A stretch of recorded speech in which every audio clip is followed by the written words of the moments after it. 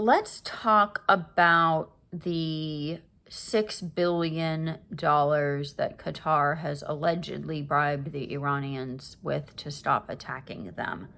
Um, Weirdly, when I went looking for this, the only thing I found initially was this story from 2023 that the $6 billion is actually Iranian funds that have been sitting frozen for I don't know, somewhere around 2018, maybe earlier even, because the story starts in South Korea. The South Koreans were buying energy products from the Iranians somewhere in, I think, the mid-teens. But the deal was that they paid for it, but then the money was sitting frozen in South Korean banks, and the Iranians couldn't access it. So it was sitting in South Korean banks, frozen. The only way that the Iranian government could access it was for quote unquote humanitarian aid, which we all know how oil for food went. So it was one of those kinds of situations, I guess. And then some of the money, I guess, was allowed to be released for United Nations dues from the Iranians. But the South Korean government and the banks wouldn't give up the money, or couldn't give up the money, couldn't, because it was a sanctions violation, because the U.S. had Iran under sanctions, and then, they would have gotten hit with fines and whatever else, so they wouldn't do it.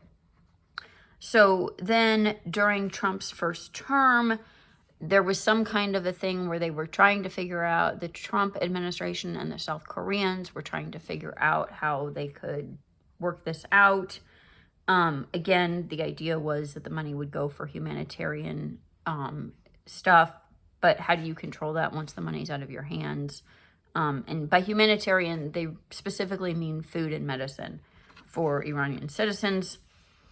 And then in 1921, the whole thing the Iranians were getting more and more upset that they couldn't access the money.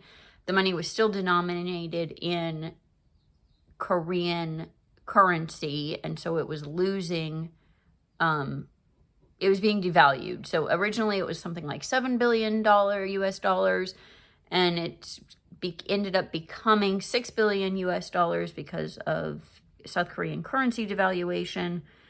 In January of 21, Iran seized a South Korean oil tanker, accusing it of leaking or environmental something. This was in the Strait of Hormuz, by the way.